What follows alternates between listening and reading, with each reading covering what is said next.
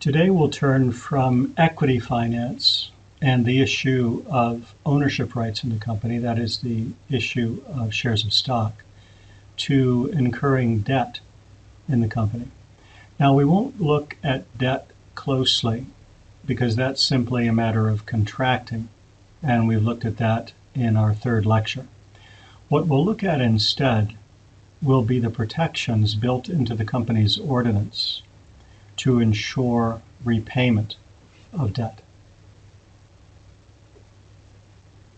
So we'll look today at dividends, which are payments of cash to members in proportion to their holdings in the company.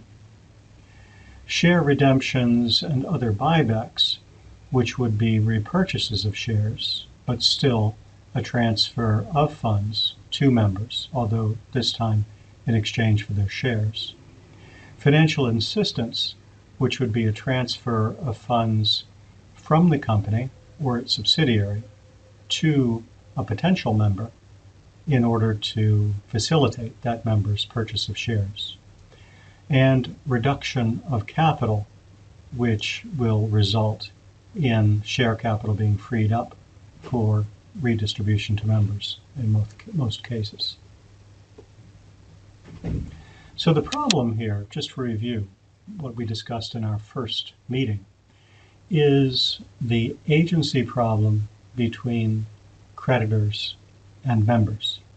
So members control the company, creditors lend funds to the company, whereas creditors tend to like a stable company that will ensure repayment. Now, limited liability, as I said, means that the members will not have to pay from their personal assets if the company were to fail and become bankrupt. So what we have as a relatively weak protection for the unsecured creditors is to ensure that whatever share capital the company has, and it's not necessary that the company have a large share capital, but whatever share capital the company has will be protected against removal by a certain number of rules on dividends, share buybacks, capital reductions. When we look at the assets of the company, so you can understand what's happening and what the problem is, the assets will be distributed first to the secured creditors, then to the unsecured creditors, and that's who we're talking about today. And then finally to the members, and when the company isn't winding up, the members are referred to as contributories. So it's understood that they may have to pay in any unpaid amounts of share capital, but not necessarily receive anything if the assets remaining in the company at winding up are exhausted in distributions to creditors. Right? So payments go first to the secured creditors. Secured creditors would be those holding a charge, which we will not discuss in this course. You'll discuss that in commercial law. Charges are essentially a mortgage whereby a particular asset or group of assets is earmarked for paying off a debt, and secured creditors are in a very good position when bankruptcy occurs. What is left after the secured creditors have been paid will be for the unsecured creditors, and that's what we're looking at today, and that's where share capital being protected is seen as a fund for the unsecured creditors. And then finally, anything left after all of the creditors have been paid would go to the members. The terms that we'll use when we're discussing capital maintenance are the following. So distributions will be anything that takes funds out of the circulation of the company's ongoing activity and puts it in the member's pocket. That could be in the form of a dividend. It could be in the form of a so-called bonus share, which capitalizes profits. It could be in the form of a repurchase of shares, or even by a capital reduction that results in a payment to the members. Distributable profits are those profits which can be distributed, and they are defined in the accounting principles of Hong Kong. Capitalization we've already looked at in the last two classes. Net, the concept of net and net assets would simply be the difference.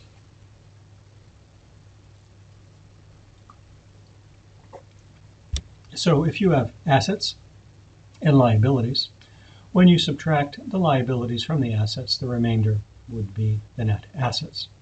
If the company were insolvent and heading towards winding up, its liabilities may exceed the assets, and in that case you would have net liabilities, because when you subtract the available assets from the existing liabilities, you've reduced the liabilities, but you still have some left, a net. Solvency is the ability of a company to pay its debts when they're due, and the solvency statement is a key introductory point, or a point that has been introduced into the new company's ordinance in 2014, which brings the directors and their duties to the center of a capital reduction.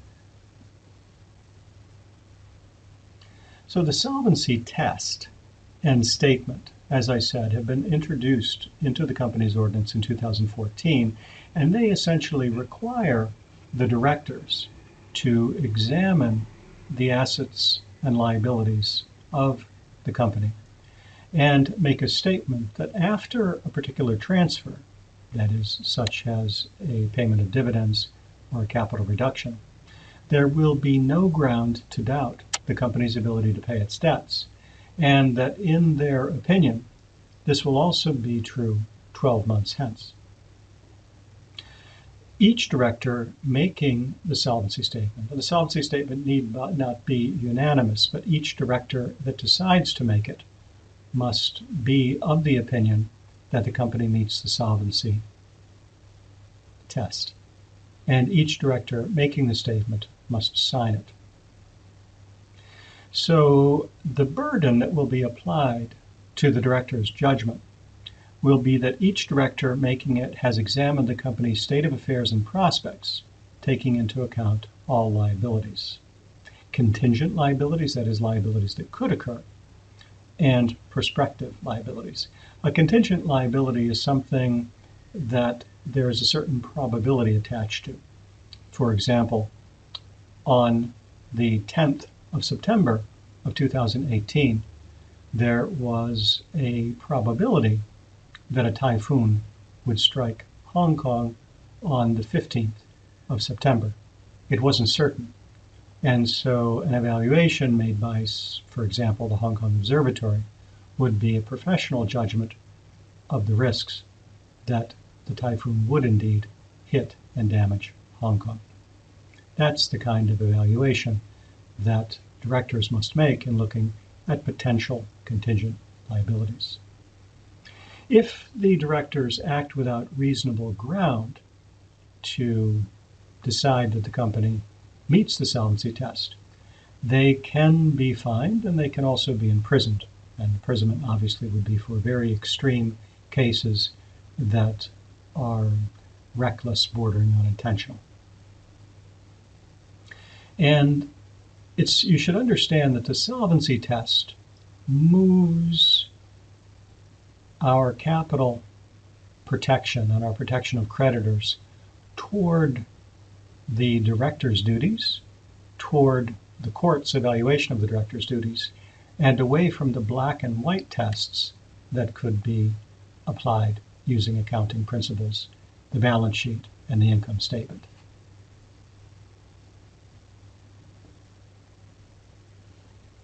When you are deciding whether a certain distribution should be made to the members, you have a checklist. So look to see that the requisite approval has been obtained. The source used for the funds is the permissible source.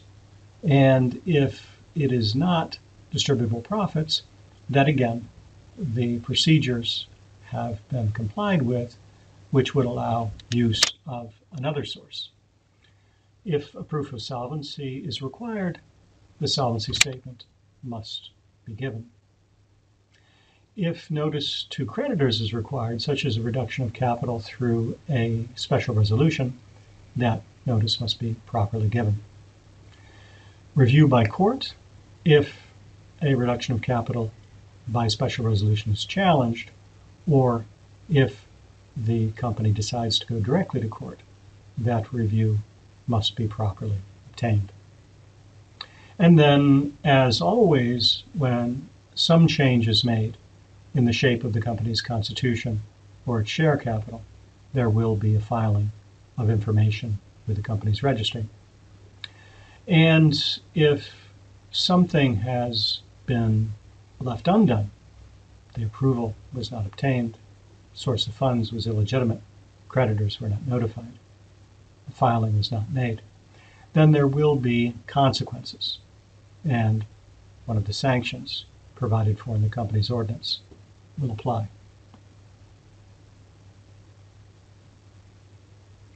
So first we'll look at dividends. Today we'll look, as I said at the outset, at dividends, at share repurchases, at financial assistance, and at a reduction of capital. 4 different ways that the share capital can be affected by distributions to members. Dividends are the last item listed in the company's ordinance, so you'll notice that the reading is somewhat inverted here. But dividends are by far the most common type of distribution to member, so I'll deal with them first. So we have a very general rule which will take care of almost all cases. That is that a distribution may only be made from net accumulated realized profits not used for another distribution or capitalization. This is going to take us to the edge of accounting. We do not study accounting in our JD program.